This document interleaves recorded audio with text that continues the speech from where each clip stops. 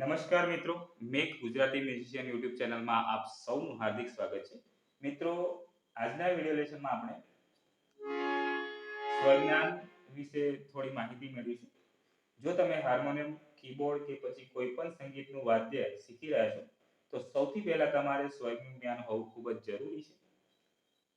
અને આપણે ખૂબ જ સરળ ભાષામાં આજે સમજીશું કે સ્વર એટલે શું, સંગીતમાં કેટલા સ્વર છે, શુદ્ધ, કોમળ અને તીવ્ર સ્વર એટલે શું, અને હાર્મોનિયમ ઉપર આ સ્વરોને કેવી રીતે ઓળખવા. તો ચાલો હવે શરૂ કરીએ સ્વરના. મિત્રો, સૌપ્રથમ સમજીએ કે સ્વર એટલે શું.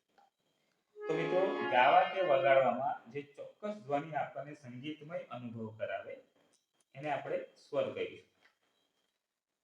સ્વરની વાત કરીએ તો 7 મુખ્ય સ્વર એટલે શુદ્ધ સ્વર, 4 કોમલ સ્વર અને 1 તીવ્ર સ્વર. બરાબર? એમાં 7 સ્વર જે છે એ સંગીતનો પાયો છે. જેમ મકાન બનાવવા માટે મજબૂત પાયો જરૂરી છે, તેવી જ રીતે સંગીતમાં સંગીત શીખવા માટે સ્વરજ્ઞાન મજબૂત હોવું જરૂરી છે. ચાલો હવે સ્વરને ઓળખીએ. સ્વરની ઓળખ આ રીતે થશે. સૌપ્રથમ આપણે મધ્ય સપ્તકની અંદર કાળી 1 થી પ્રેક્ટિસ કરવાની છે. કાળી 1 થી પ્રેક્ટિસ આપણે એટલા માટે કરવાની છે કે કાળી 1 થી પ્રેક્ટિસ કરીશું તો બધા સ્વરોને ખૂબ જ સરળતાથી આપણે સમજી શકીશું. પછી જેમ જેમ તમને એનો અનુભવ થતો જાય, દરેક સ્વરોને તમે ઓળખતા જાઓ, તેમ તેમ તમારે પોતાના સ્કેલ પ્રમાણે તમારી પોતાની જે ફાવટ હોય એ સ્કેલ પ્રમાણે તમારે પ્રેક્ટિસ કરવાની છે. તો શુદ્ધ સ્વરની વાત કરીએ, કાળી 1 માં જ પ્રેક્ટિસ આપણે કરવાના છે. તો કાળી 1 થી જ બધા સ્વરોને સમજીશું. આપણા ઇન્ડિયન ક્લાસિકલ મ્યુઝિકમાં આપણે કાળી 1, કાળી 2, કાળી 3, કાળી 4, કાળી 5 એ રીતે ઓળખીએ છીએ. બરાબર? તો મધ્ય સપ્તક છે, આ છે મંદ્ર સપ્તક અને આ છે તાર સપ્તક. મધ્ય સપ્તકના સા એટલે કે આ કાળી 1 જેને સી શાર્પ તરીકે આપણે ઓળખીએ છીએ, ત્યાંથી આપણે પ્રેક્ટિસ કરીશું. તો સૌપ્રથમ આવશે સા, સા રે, સા પછી રે આવશે, રે પછી ગંધાર એટલે ગ આવશે, ત્યારબાદ મ, પ, ધ, ની અને ફરી પાછો સા આવશે. બરાબર? તો આ 1 2 3 4 5 6 અને 7 7 શુદ્ધ સ્વર છે. આ સા અને આ સા બંને એક જ કાઉન્ટ થશે. એટલે આ સાને અહીં આપણે કાઉન્ટ કરી લીધું, એટલે આપણે આ સાને કાઉન્ટ કરવાની જરૂર નથી, ગણવાની જરૂર નથી. બરાબર? એટલે 1 2 3 4 5 6 અને 7. હવે આ 7 શુદ્ધ સ્વરો છે, એમના નામને સમજવા પણ ખૂબ જરૂરી છે. શરૂઆતમાં આપણે આ બધાના નામ યાદ રાખવાની કોઈ જરૂર નથી, પણ તમને ખ્યાલ રહે એટલા માટે હું એમના નામ પણ જણાવી દઉં. સા એટલે સળજ. બરાબર? ત્યારબાદ રે આવશે, રે એટલે ઋષભ. ત્યારબાદ ગંધાર એટલે ગ, મધ્યમ એટલે મ, પ એટલે પંચમ, ધ એટલે ધૈવત, ની એટલે નિષાદ અને ફરી પાછો સા આવે છે એટલે સળજ કહીશું. બરાબર? આ રીતે આ 7 સ્વરોને આપણે પ્રેક્ટિસમાં લઈશું. હવે શરૂઆતમાં તમારા બધા નામ યાદ રાખવાની કોઈ જરૂર નથી, ખાલી ક્રમ જ યાદ રાખવાનું છે કે સા પછી રે આવે, રે પછી ગ આવે, ગ પછી મ, મ પછી પ, પ પછી ધ, ધ પછી ની અને ની પછી સા. આ રીતે આપણે પ્રેક્ટિસ કરીશું. આ રીતે દરરોજ થોડા સમય માટે સ્વર બોલવાની અને વગાડવાની પ્રેક્ટિસ કરશો તો ધીમે ધીમે તમારા કાનને સ્વરની ઓળખ થવા લાગશે. બરાબર? ધીરેથી પ્રેક્ટિસ કરવી છે, ધીમેથી પ્રેક્ટિસ કરવાની છે, જેથી કરીને તમે સ્વરને સમજી શકો. એટલે સૌપ્રથમ આપણે સા વગાડીશું. એની જે ધ્વનિ છે, એનો જે અવાજ છે, એને કાનથી ખૂબ ધ્યાનપૂર્વક એને સાંભળીશું.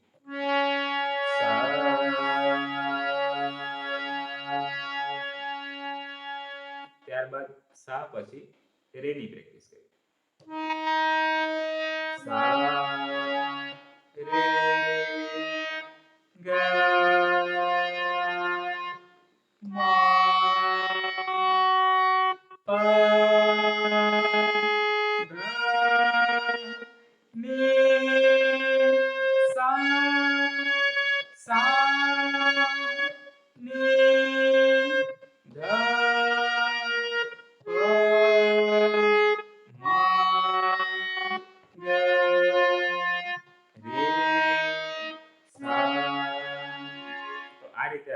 દરેક સ્વરની પ્રેક્ટિસ કરીશું. એટલે શુદ્ધ સ્વરની પ્રેક્ટિસ આપણે સૌપ્રથમ કરીશું અને એ પણ ખૂબ જ ધીરેથી. બરાબર? આપણે શરૂઆતમાં સ્પીડ વધારવાની કોઈ જરૂર નથી. સ્વરોને સમજવા જરૂરી છે. એટલે એક સ્વર પર ઓછામાં ઓછી 2 થી 3 મિનિટ આપણે રહેવાનું છે અને એ સ્વરને સમજવાનો છે. એ સ્વરને પ્રેસ કરી રાખો અને આપણી જે આંખો છે એને બંધ કરી દો અને એ સ્વરને ધ્યાનથી સાંભળો. ધ્યાનથી સાંભળશો એટલે એનો જે સ્વર છે, એનો ધ્વનિ છે, એ આપણા મગજમાં કેપ્ચર થશે. અને આવી રીતે તમે ડેલી 30 થી 40 મિનિટ પ્રેક્ટિસ કરતા જાઓ અને એક દિવસ ચોક્કસપણે તમને આ સ્વરોની સમજ મળી જશે. શરૂઆતમાં બોરિંગ પ્રોસેસ છે, પણ જેમ જેમ તમે પ્રેક્ટિસ કરતા જશો તેમ તેમ તમને ફાવટ આવતી જશે અને તમને મજા આવતી જશે. તમે સ્વરોને ઓળખતા જશો.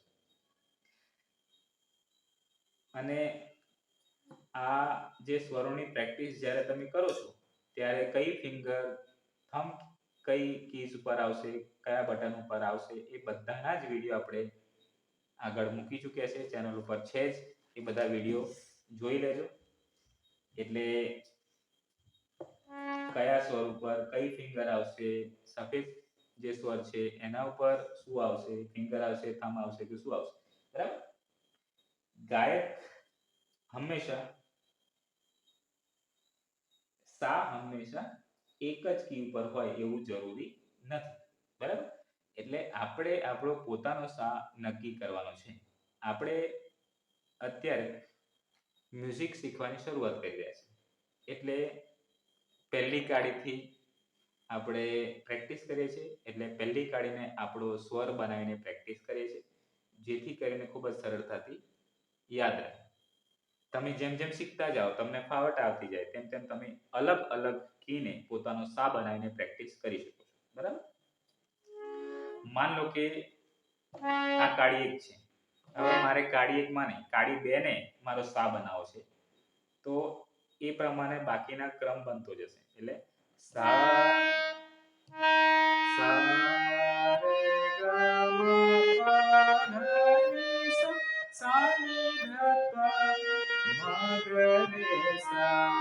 આ રીતે સ્કેલ જે રે છે એને આપણે સા બનાવ્યો છે અને એ પ્રમાણે સા બન્યા પછી બાકીના જે સ્વરો છે એનો ક્રમ આપણને મળતો જશે. એટલે સા, પછી રે, ગ, મ, પ, ધ, ની અને સા. આ રીતે આગળ વધતા જશે. એટલે ક્રમ આપણને મળી જશે. તો ગાયક કે વાદક પોતાની અનુકૂળતા પ્રમાણે સા નક્કી કરી શકે છે.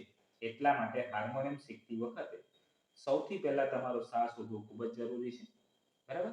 અત્યારે તમારે આમાં કન્ફ્યુઝન ક્રિએટ કરવાની જરૂર નથી. તમારે મધ્ય સપ્તકની કાળી 1 થી પ્રેક્ટિસ કરવાની છે. બરાબર?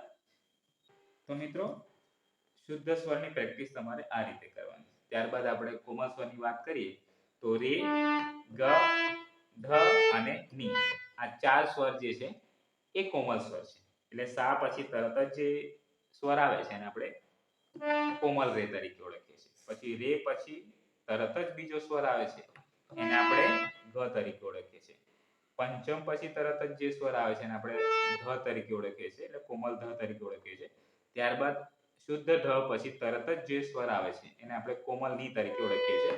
અને મધ્યમ પછી તરત જ જે સ્વર આવે છે એને આપણે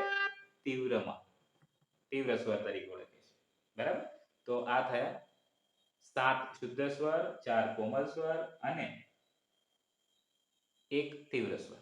એમાં સા અને પ આ બંને સ્વર અચલ છે. બરાબર? એટલે આ બંને શુદ્ધ સ્વરૂપમાં જ લેવામાં આવે છે. એટલે આ તમારે ખાસ ધ્યાન રાખવાનું છે. તો જેવી રીતે આપણે શુદ્ધ સ્વરોની પ્રેક્ટિસ કરી છે આરોહ અને અવરોહમાં, એવી જ રીતે આપણે કોમલ રે, કોમલ ગ, કોમલ ધ, કોમલ ની આની પણ પ્રેક્ટિસ એ જ રીતે કરશું. અને તીવ્ર સ્વર પણ તમારે પ્રેક્ટિસમાં લઈ લેવાનો. બરાબર? એને બધા સ્વરોને અલગ અલગ પ્રેક્ટિસ કરવાની છે. તો સા રે ગ મ પ ધ ની સા સા રે ગ મ ગ રે સા. રીતે તમારે સ્વરોની પ્રેક્ટિસ કરવાની છે. આ મુખ્ય 12 સ્વરની અંદર આપણે પ્રેક્ટિસ કરીશું તો સ્વરજ્ઞાન 100% થશે. પણ એના માટે થોડું ધ્યાન રાખવાની જરૂર છે. ડેલી પ્રેક્ટિસની જરૂર પડશે. 2 દિવસ પ્રેક્ટિસ કરશો, ત્રીજા દિવસે ભૂલી જશો, ચોથા દિવસે ભૂલી જશો, ફરી પાછા બેસશો તો એ રીતે તમને સ્વજ્ઞાન નહીં થાય. એટલે સ્વજ્ઞાન માટે તમારે ડેલી પ્રેક્ટિસ કરવી ખૂબ જરૂરી છે. ઓછામાં ઓછી 30 થી 40 મિનિટ તમારે પ્રેક્ટિસ કરવાની છે, તો જ તમને સ્વજ્ઞાન થશે. એટલે મોટાભાગના મિત્રોની કોમેન્ટ એવી હોય છે અથવા તો એમનો પ્રશ્ન હોય છે કે અમને હાર્મોનિયમ કેટલા દિવસમાં આવડે અથવા તો સ્વરજ્ઞાન જે છે એ કેવી રીતે થાય અને એના માટે કેટલો સમય લાગે.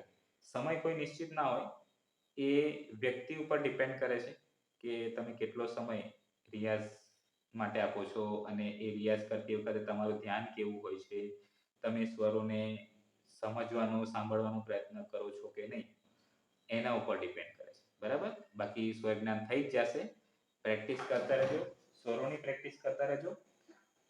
આ વિડીયો ગમ્યો હોય તો વિડીયોને લાઈક, શેર અને કોમેન્ટ કરી દેજો. સાથે સાથે ચેનલ ઉપર પહેલી વખત આવ્યા હોય તો ચેનલને સબસ્ક્રાઇબ કરી બેલ આઇકન ક્લિક કરી ઓલ પર ક્લિક કરજો, જેથી કરીને આવનારા તમામ વિડીયોની નોટિફિકેશન તમને સમયસર પ્રાપ્ત થઈ જાય. આજના વિડીયોમાં બસ આટલું જ. ફરી મળીશું એક નવા વિડીયોમાં નવા ટોપિક સાથે. ત્યાં સુધી જય હિન્દ, જય ભારત.